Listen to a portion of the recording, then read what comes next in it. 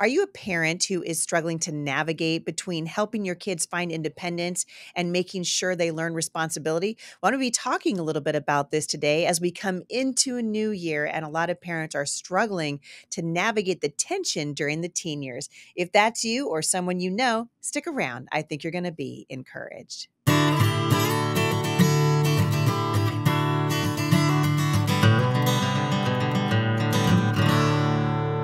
I'm glad you guys are here today and that you've joined me right here at the intersection of faith and culture. My name is Heidi St. John, and this is the Off the Bench podcast. I hope you guys are enjoying the Christmas season. I know for many of you, we talk about, hey, this is the most wonderful time of the year, but the truth is, everybody's really busy. And I was just talking to some of my staffers here about what it means to be intentional in relationship with our children this time of year, with all of the pressures, the Christmas cantatas, the cookie baking, 400 Christmas letters and all the things. Speaking though of Christmas letters, I have to tell you guys, I am loving getting your Christmas cards in the mail. Our staff really loves it. Those are going up on the wall around here, and people are really being blessed by it. So keep those coming. You can write to me, Heidi St. John, care of firmly planted family, at 14001 Southeast First Street, Vancouver, Washington, 98684. If you guys are interested in finding out what we're doing to encourage families, you can go to firmlyplantedfamily.org. I hope you guys will check that out and get ready, because for this next year, we are going to be studying right out of the bat the book of Esther. And if you are a woman or a teenage woman listening to this, we would love to have you join us. You can do that at faiththatspeaks.com. I was asked recently about why the title Faith That Speaks, and really it's sort of the journey that I've been on as a mother and as a wife and as someone who loves the Lord. And I think for every season of life, we do things that are different. And I am no longer in a season of just raising little ones at home. Now I've got grandchildren, and most of my kids are grown. And as I have moved into different seasons of my life, the Lord has really impressed different areas of focus for me as well. And several years ago, I started thinking, what would happen in the United States and even around the world if our faith wasn't a silent faith? What would happen if our faith spoke? And what would happen if our faith found its voice, if our faith became a faith that would speak? And I think that God would have us do that. And so Faith That Speaks is a community of women and young women and older women that are committed to learning the word of God so that our faith can be a faith that speaks, so that God can use us wherever he calls us. And so I like to ask mothers, if your faith found its voice, where would God take you? If your faith found its feet, where would you go? What would God have you say? And I think these are the questions that we need to ask. And so I hope you guys will join us as we kick off 2024 with the study in the book of Esther. It is really an epic story for an epic time in human history. And I think historians are going to look back on this time and they're going to agree that this was a pivotal time in the course of human events. And we're going to see where God takes us. Are we going to rise to the challenges that are out there in the culture right now, or are we going to shrink back from them? And are we going to remain silent? And so this is a great study, and hope you guys will join me for it. I got a question. We get these questions all the time, actually, here at the show from parents, especially as they begin to navigate the teen years and the things that can kind of trip us up as parents. Do we hang on really tight? Do we let our kids go? When do we give them freedom? When do we pull that freedom back? And so I wanted to sort of talk about it today and help you navigate it. Not that I have done it perfectly, because certainly I haven't. And if I could go back and re-shepherd my teenage kids, there are definitely some things that I would do differently. But the main thing that Jay and I focused on, I would keep the main thing. And that is, we want to focus on the hearts of our kids. And we know, because the world is so bent right now on injuring our children and lying to them, that the job of parents is difficult. And in 2017, when I released Becoming Mom Strong, How to Fight with All That's in You for Your Family and Your Faith, I mentioned then to the publishers of that book that I believe that this generation of parents is facing very, very difficult challenges. And I think even more difficult than they were 25, 30, 40, 50 years ago, largely because of the advent of the internet. And I had a question come in to me from a mom, and she said that she was wondering about a homeschool teen participating in public school to play sports. Is it worth the risk of influence they will encounter? And this is where your need for wisdom and God's offer to give you wisdom is going to come into play. Every one of our kids is different. I am not anti kids playing in sports leagues. I'm certainly not anti having a homeschool kid participate on a homeschool sports team, or a public school sports team, rather, for that matter. But I would say you need to know your kids. You need to know who your kids are hanging out with. You need to know the personality of your child. Is your child a follower, or are they a leader? And this is true whether you homeschool your kids or whether they're in the public school system or if they're in a private school.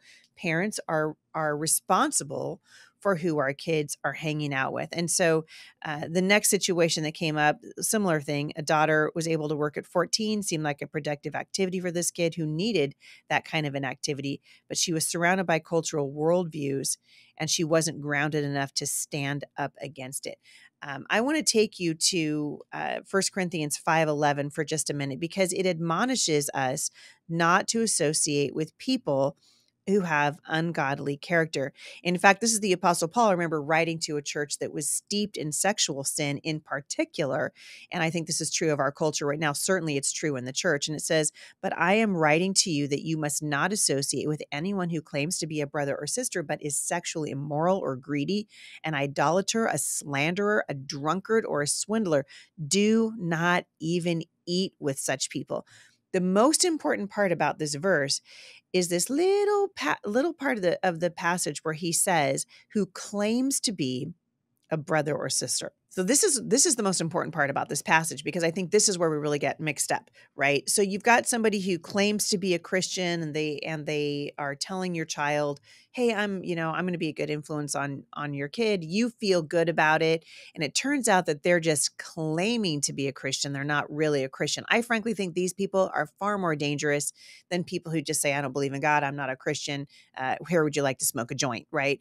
The other side of this is the child who is kind of lulled into a false sense of security because they think that the person who is giving them counsel is a believer when in fact they're not. And this is what the Apostle Paul is saying. He's like, don't associate with anyone like this. Someone who's sexually immoral or greedy, an idolater, a slanderer, a drunkard, or a swindler. Do not even eat with such people. Why? Because we know, and the Bible teaches this is true, that a companion of fools suffers harm. And so we need to know when our kids come into these situations that the influences around them are good influences. So this is true if you're putting your kid on a public school basketball team, for example, and that child has always been homeschooled. I think it has a lot to do with the personality of the child, the strength of their conviction and their walk with the Lord, and who are they going to be around during those practice times. So there's tension, and you guys have heard me say this before if you've ever heard me speak in person. I love to talk about Psalm 127 that says that our kids are like arrows in the hands of their warrior parents. Well, what happens, mom and dad, when you take the arrow out of the quiver on your back and you load it into that bow and you pull back on the string? What do we feel?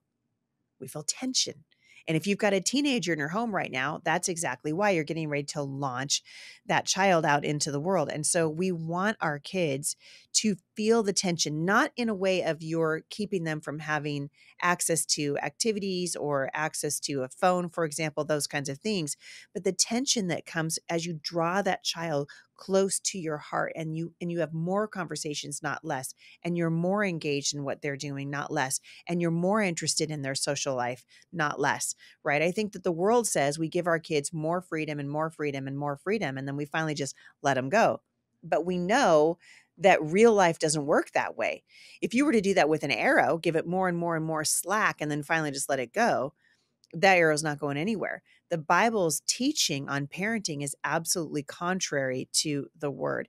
And your kids are going to make friends at every stage of life. And as parents, you don't want to miss out on this process. So whether that's the kids at work, or whether that's the kids at school or whether that's kids at their homeschool co-op, you must include yourself in their friend selecting process, either directly or indirectly. The Bible says a companion of fools suffers harm, that when a student is fully trained, he'll be like his teacher. The Bible teaches over and over and over again about the importance of having good friendships in the lives of your kids. So once you have decided that this is not a good group that you want your son or daughter hanging out with, once you have decided, and I am very careful, and Jay and I have always been careful about who our kids have associated with, who their friends are. And that really is our job, right? Bad company corrupts good character. A companion who fools suffers harm. We want to know who our kids are hanging out with. If you feel like your child's not ready for an influence that would pull them away from what you knew was right, then you need to sit down with that child and say, I'm really sorry. This is what your dad and I think. Or maybe you don't even start out by saying, I'm really sorry. Maybe that's a bad idea. Maybe you sit down with them and you say, hey, your dad and I want to talk to you about this group of friends, or we want to talk to you about an opportunity that's coming up. Assess the situation, mom and dad. This is your responsibility. Your job right now is not to be best friends with your kids. That will come later. Your job right now is to get them to adulthood with as little regret as possible and with a full understanding of how loved they are by their creator God. And once you realize that your child is in a situation that's not good for them, maybe it's because they lack discernment. This is an awesome opportunity for you to talk to your kids about their friendships. If 1 Corinthians 5:11 admonishes us not to associate with people who are ungodly or who have unchrist-like character, then we must observe the kind of friends that our children make and be close and friendly with our kids' friends. And I think for parents, especially who are older and might be tired, or you just think, oh, good, so-and-so just got invited to a sleepover, or, they're going to go to the mall with their friends. Now they're gone for 5 hours and I can get a break. Eventually that kind of attitude will come back to bite you as the parent. So, I always encourage parents, get as close to your kids as you possibly can. Love on your kids as much as you can, and you don't want to be creepy and dogmatic. You want to ask open-ended questions of your kids that invite them into relationship with you. You want to hear how they think about things. What do you think about this? Tell me about that. A friend of ours a long time ago said uh, that when he would have conversations with his kids, especially if they got to be, 17, 18 years old, they would make a decision and it clearly wasn't a good decision. And his dad would say, well, how's that working for you? And it's an open-ended question, right? We want to ask those kinds of probing questions for your friends, but you've got to address these concerns with your kids. At the end of the day, the responsibility for training up children belongs to parents, and you want to lead by example. So you want to be the person that your child can come to. We want to be the people that we say that we are. And so your kids, if you're a hypocrite, mom and dad, I promise you, your kids can see it. And it's important for us to be the people that we want our kids to be. We can't pass on what we don't possess. It's also really important to know that every one of our kids is different. And so it might have been okay for your first 16-year-old to go ahead and get that job at Taco Bell, but your second child coming up when they turn 16, they're not ready either because they don't have the spiritual maturity or the emotional maturity to take that kind of a job on. And that's your job as a parent to be able to sit down with that child and say why you've made the decision that you've made. And so to me, it's really important that we give our kids opportunities. We want to expose them to as many things as we can, but don't take your hands off the steering wheel until your children have become adults. It's very easy, I think, for us to get tired and to sort of give up. Or the other side of that is we become overprotective and we never let our kids fail. If your children are going to fail, mom and dad, you want them to fail in your home.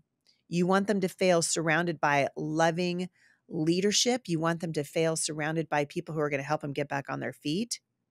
I also think it's really important to point out that one of the best defenses that you can give your children against making poor friendships or against peer pressure, any of those things, is to help them have a sense of their own worth.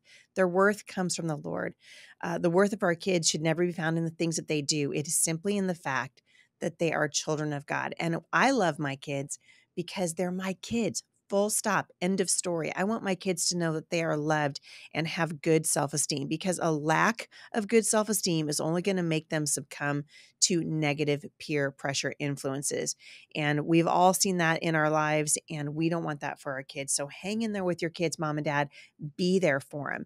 You want to be there for them from the time that the Lord brings them into your home until the time that He calls them to move out and to embark on a life on their adult lives. And so we want to be there with our kids through the good, through the bad, through the ugly, through the ups and the downs. Raising kids in this environment is no joke. But I'm telling you what, the benefit will outweigh any kind of a struggle that you're having right now if you'll hang in there with your kids. Remember, I told you guys last week that that verse in Proverbs that says, train up a child in the way he should go, is not a promise. It is a proverb. It is generally true. And there are principles that go along with that, like shepherding your children and helping them make wise decisions, like recognizing, oh, hey, wow, you can't actually work at Taco Bell right now because you're not ready. And then having your child quit that job that they're not ready for. Or maybe you're trying to urge your child who you see needs the experience to play on that high school football team. Try out for the team. And it becomes a character building experience. But the only people that are really qualified to make those decisions the best are you, mom and dad, the parents. You guys are the ones that God has put in the front lines and in the front seat of raising these children. As parents, we want to work really hard to raise our kids to understand their worth before the Father and to find their place in this world, to teach them the Word of God and instill the discipline of God in their lives when they're young. Proverbs 2 verse 6 says, for the Lord gives wisdom, from His mouth come knowledge and understanding. And that's the truth. So be on guard. Pay attention to anything that seems out of sorts in the life of your child. Don't be afraid to talk to them about their struggles. Say, hey, I am here for you. I want to hear what's going on in your life.